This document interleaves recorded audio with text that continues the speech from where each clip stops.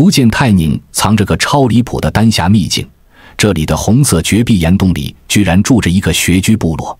他们不恋平地偏住悬崖，出生就配好玄关，100米绝壁上的寺庙全靠一根沙木撑着，传说还是日本奈良东大佛殿的原型。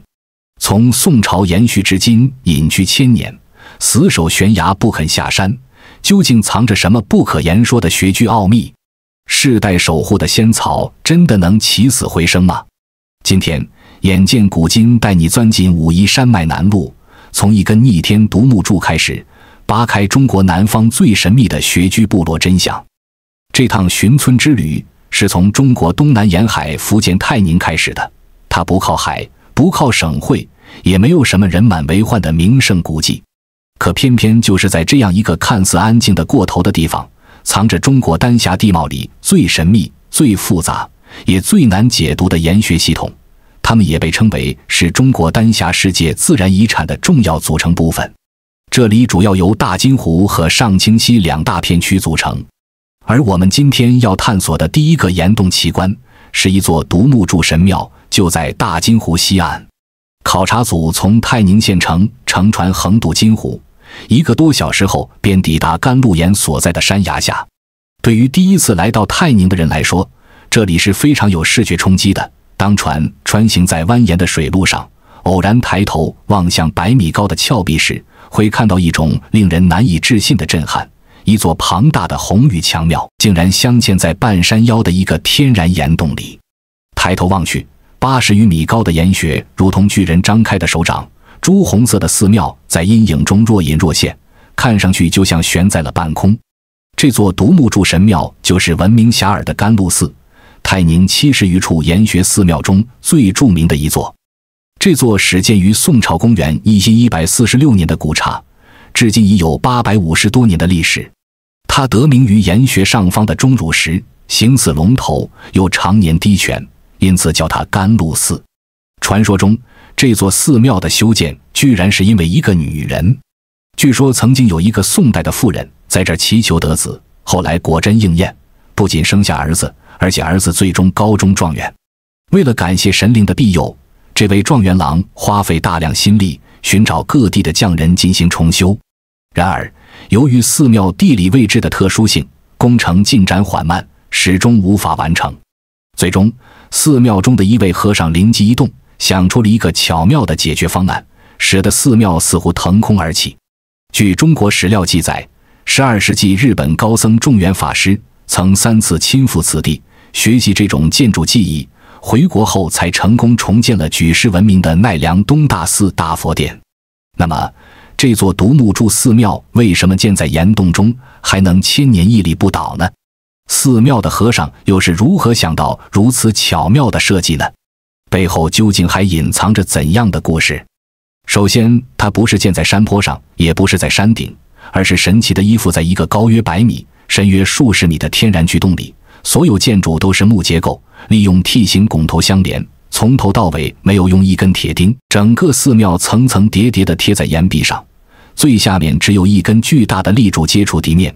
整座寺庙看起来就像靠那一根柱子支撑，托举着上方重叠的楼阁。不得不说，这个工艺精湛，简直巧夺天工。虽然如此，但是这景象让人第一眼看到还是会生出一种本能的怀疑，这根柱子能撑得住吗？你别说，还真能。事实上，古代工匠已经把答案写在这座洞穴里了。甘露岩洞内部狭窄而外部宽敞，高度约为80米，深度达到30米。洞穴的顶部宽度超过30米，而底部宽度却仅有10多米。简单来说，就是呈现出一种典型的倒三角形结构。大家都知道，三角形具有稳定性，这个岩洞上宽下窄，像一个被倒扣的巨大斗笠。古人巧妙地利用一根柱子，以独木擎天的方式解决了岩室上宽下窄的难题，岩壁向内倾斜，让寺庙的横梁能牢牢卡在两侧岩壁的凹槽里。换句话说，寺庙的重量不是靠柱子，而是靠整个山体，柱子只起到稳固作用，真正托住寺庙的是丹霞红岩本身。我们再来看寺庙内部，整座寺庙采用的是重檐歇山式建筑，包括上殿、圣阁、观音阁、南安阁等楼阁，全部由这根柱子巧妙支撑，顶部无片瓦遮盖。因此，当地人也称它为悬空寺、飞来寺或独木寺，都是恰如其分的描绘。甘露寺建筑结构的巧妙程度，依旧让我们今天的人赞叹不已。寺内的石碑刻着宋绍兴16年的建寺记录，墨迹早已被岩缝渗出的水珠晕染。向导告诉我们，泰宁1年300天都有雨，岩穴就是天然的避雨棚。古人发现，这里的岩穴不仅能遮风挡雨，更能抵御匪患。古代闽西山区盗匪猖獗，居高临下的洞穴易守难攻，所以这也是为何明明周围有大片平地，工匠们偏偏要把寺庙建进洞里的现实原因。再者说，这里的红色砂砾岩导热性差，岩穴内常年都是保持着18摄氏度左右的温度，冬暖夏凉。寺中老僧说，即便外面酷暑难耐，洞内的香烛也不会融化。这种天然优势让岩穴成为先民眼中的神赐空间。看完了独木神庙，接下来我们去探索隐居在此处上千年的穴居部落。沿着金湖岸边的羊肠小道往西北行进，我们开始寻找那个传说中的穴居村。从独木寺继续往山里走，道路越来越窄，四周也越来越封闭。这里已经彻底远离景区主干道，连一个人影和房屋都看不到，只有山峰、溪流，还有不断从林子里传出的虫鸣声。走了大概半小时，一道形状奇怪的山体突然出现，当地人称它为圣峰岩。它的腹部被天然掏空，像有人用巨斧在山腰削了一刀，留下一个巨大的半圆洞口。巨大的岩穴如同张开的巨兽嘴巴，内部散落着东倒西歪的木梁，依稀能看出是一间房屋的格局。灶台靠着崖壁，床铺顺着岩石的坡度搭建，四角的立柱恰好顶住洞顶的裂隙，这与福建老辈人喜欢的四角亭床具完全吻合。看到这一幕，总有种很荒谬的感觉，这个穴居石屋不是破败荒凉的那种废弃状态，而是好像有人昨天才刚锁门走人。但你看看周围，怎么也不像有常住人口的样子。几十公里范围都是深山峡谷，最近的道路还在山外，要翻山越岭才能来这里。往前再走几步，洞穴里还有另一片建筑痕迹。虽然木柱子已经歪倒，墙体也塌了不少，但房屋的结构依稀还在。更让人不可思议的是，这些房屋不是贴在地上，而是挂在洞穴内部，靠一根根木柱子支撑着，说明这里曾经住过人，而且不是一户，而是一个小规模的穴居村落。再往洞穴深处看，炊烟熏黑的岩壁还在，火塘的痕迹还在，厨房台面上的石凹槽也还在。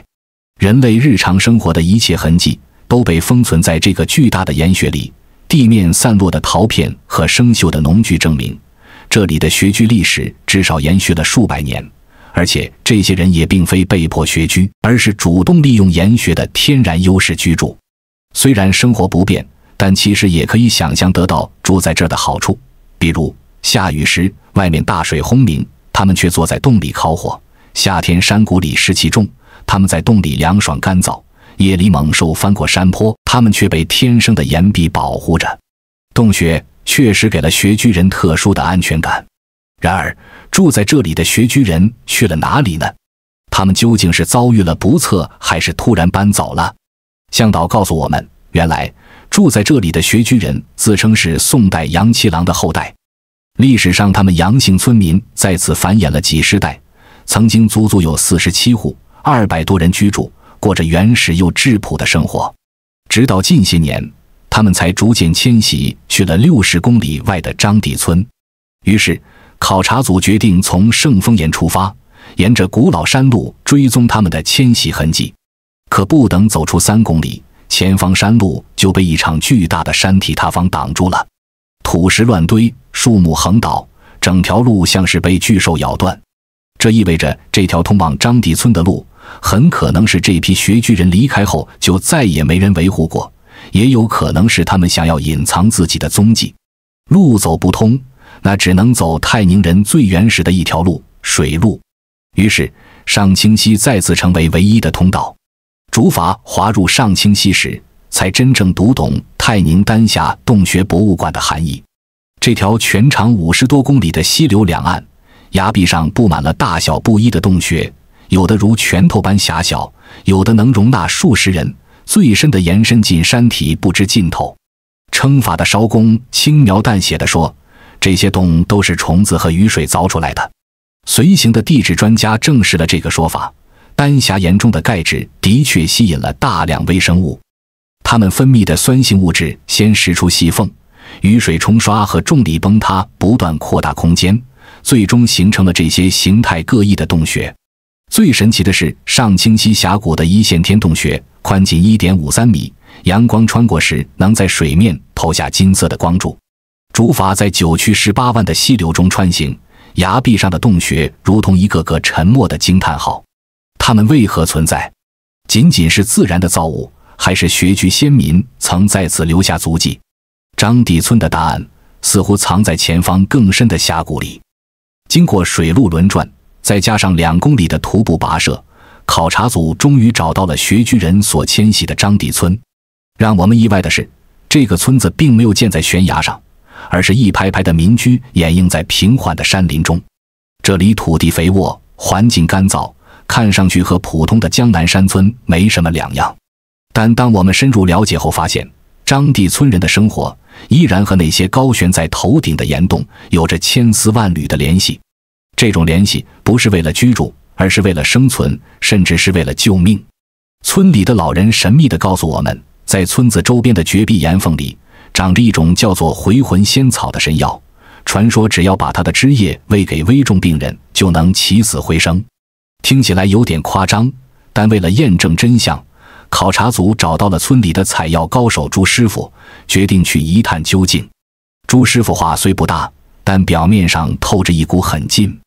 在他的一再坚持下，我们决定跟随他，见证一次真实的悬崖采药。这是一场让人惊心动魄的攀岩记录。朱师傅带我们来到一处近乎垂直的红色峭壁下，没有现代化的攀岩装备，没有安全扣，他只用了一棵树枝做支点，将一根粗麻绳绑在上面，然后就开始了攀爬。看到这幕，在场的每一个人都屏住了呼吸。你要知道，丹霞地貌的岩石主要是紫红色砂砾岩，经过亿万年的风化，表面非常酥脆。果然，意外发生了。朱师傅突然向下坠落了20米左右，绳索一阵摇晃，甚至带动了悬崖顶的岩石崩塌。碎石哗啦啦的一阵往下掉，稍有不慎就会砸中悬在半空中的朱师傅，这简直就是在拿命博弈。就在我们准备停下这次危险行动时，悬崖下的朱师傅又突然停在了一处狭窄的岩缝前。他小心翼翼地伸进那个黑漆漆的小洞穴里，掏摸了一会儿，兴奋地转过身，然后向我们展示他手中的猎物。那是一株看起来不起眼的植物，表皮呈铁锈色，这就是传说中的回魂仙草。随行专家迅速进行了鉴定，这是铁皮石斛。虽然它不能真的回魂，但在道藏中，它确实是中华9大仙草之首，具有极高的药用价值。这种野生的铁皮石斛对环境的要求极高，只喜欢生长在背阴的高山绝壁洞穴中。最有意思的是，那些拳头大、半人高的小洞穴是它们天然的温室，铁皮石斛就认这些小洞穴。你别以为它随便长，这草挑得很，得要丹霞岩穴里的湿度，太干了活不了，又要岩缝里渗出来的活水，太涝了会烂根，还得要岩石透点气，不然根茎长不开。同时，这片亿万年风化形成的丹霞岩体富含铁、锌、硒等微量元素，正是石斛生长的沃土。这些小洞穴就像营养罐，把丹霞岩的矿物质、山里的雾气都攒着，才能养出这么金贵的药材。除了石斛，有的小洞穴还被先民用来藏粮食，雨季怕潮，把谷子装在陶罐里塞进岩穴，能存大半年不发霉，这都是跟洞穴打交道练出来的本事。然而，有一座洞穴却没有采药人敢靠近，那就是张地村西北方向的禁地。朱师傅在下山后无意间的透露的话语，却把我们的注意力引向了另一个更令人震惊的方向。他说，为了采这种草药，村里的采药人几乎爬遍了所有的悬崖，敢飞檐走壁挖地3尺。但是唯独村子西北边的一座山峰，从来没有人敢去，甚至连看都很少看一眼。一座普普通通的山峰，为什么会让这个敢在悬崖上玩命的汉子如此恐惧？是猛兽，还是毒蛇，又或是一种古老的诅咒？那里究竟藏着什么不可告人的秘密呢？带着这个巨大的疑问，我们决定自己上山去看。村西的山峰与其他丹霞山体并无二致，暗红色的崖壁上布满植被，鸟鸣声在山谷中回荡。但走在山路上，能明显感觉到植被更加茂密，显然几乎没有人涉足过这里。一路灌木丛生，藤蔓缠绕，看似普通，鸟鸣清脆，空气清爽，连山风都比其他山头柔和，看上去一点异常都没有。然而越往山中走，越感觉奇怪。鸟鸣突然断了，风声也安静下来，森林莫名变得压抑。终于在一片密林遮挡处，一个巨大黑洞口出现了。洞口不规则，像被掏空的山腹。进去仅几步，空气立刻变凉。而真正让人后脊发麻的是，洞穴中央的巨大石台上整齐码着上百具棺材，岩穴里竟然密密麻麻地装着棺木。在一个荒山野岭的洞穴里，突然看到了这么多棺材，简直让人毛骨悚然。这里难道是一个巨大的乱葬岗吗？或者是古代某个战争的遗迹？可仔细查看，棺材里没有尸体，没有骨骼，也没有腐烂痕迹，全部都是空棺，整齐到像仓库，密集到让人心里发紧。每口棺材都完好干净。这是个什么地方？为什么要造这么多空棺呢？费尽周折把这么多口空棺材运到这半山腰的悬崖洞穴里做什么呢？带着满腹的疑团，我们找到了当地的民俗专家，没想到专家的解释瞬间将恐怖片变成了温情片。原来这就是当地另一项闻所未闻的文化——藏棺习俗。在泰宁人的观念里，洞穴不只是庇护所，还是风水之地。洞穴干爽、背阴、通风，是天然保存棺木的最佳地点。过去谁家里有了新生儿，就会提前做好棺材，把未来要用的棺木放入洞穴中存放。在当地人眼中，这不是迷信，而是一种祈愿，意思是将棺材放在洞里，人就能避灾平安地活到真正需要它的那一天。听上去荒诞，但从实用角度讲，潮湿多雨的泰宁，平地放棺材容易发霉腐烂，而洞穴反而能让棺材一直保存完好。这就是为什么那座山成了村民避之不及的禁地。那不是普通山，是祖辈藏棺的地方，打扰藏棺相当于打扰家族命脉。对于泰宁人来说，这是禁忌，也是为什么采药人宁愿吊在绝壁上，也不敢到这座山崖下采药。洞穴是他们的庇护，也是他们敬畏的所在。直到今天，泰宁至今仍保留着许多悬棺葬遗迹。泰宁人没有把洞当成神秘，也不把洞当成怪异，他们只是用最朴素、最务实的方式，让自己能在这片地势特殊的环境里活下来。洞穴不是神秘，是生存；不是避世，是顺应；不是怪异，是智慧。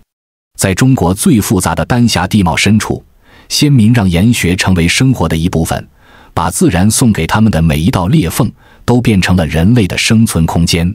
大洞穴是天然庇护所，就像甘露寺嵌在绝壁岩棚里，圣丰岩居村直接把家安在巨穴中，不用费心盖顶，成了最省心的洞穴房屋。中型洞穴管的是念想，藏棺岩里的百口棺木不是阴森的墓葬，而是当地人对生命延续、风水护佑的期盼，把对家族的牵挂藏进了岩穴。小型洞穴则是天然宝库，铁皮石斛最认这里的环境，靠着岩穴里的温湿度、岩缝渗水，才能扎根生长，成了专属于丹霞的药材。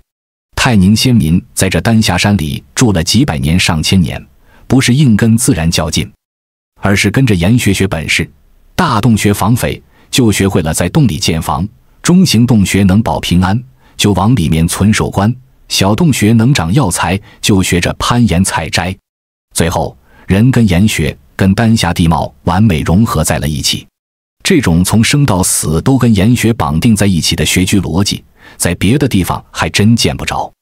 这场寻村之旅终于拼凑出泰宁岩穴部落的完整密码。1亿多年形成的丹霞地貌，造就了上宽下窄的天然岩穴。先民利用其避雨防盗、冬暖夏凉的特性，在此建寺居住，将中型岩穴用作藏棺祈福，小型岩穴培育药材，形成了独特的岩穴文明。从宋绍兴年间的甘露岩寺，到圣峰岩穴居部落，再到延续至今的藏棺习俗，岩穴始终是泰宁人生活的核心。从宋元明清以来，泰宁所有的进士和举人基本上都有岩穴苦读的经历。冰冷的岩穴数百年来浸润了浓浓书香。雨后的丹霞山崖，崖壁上的水滴汇成细流，在红色岩石上冲刷出新的痕迹。这些洞还在长大，泰宁的故事也还在继续。或许这就是岩穴最深处的密码，自然的伟力与人类的智慧，在武夷山脉的红崖上书写了千年未绝的生存传奇。好了，今天的眼见古今就到这里结束了，你有什么想说的吗？欢迎在评论区留下你的看法吧。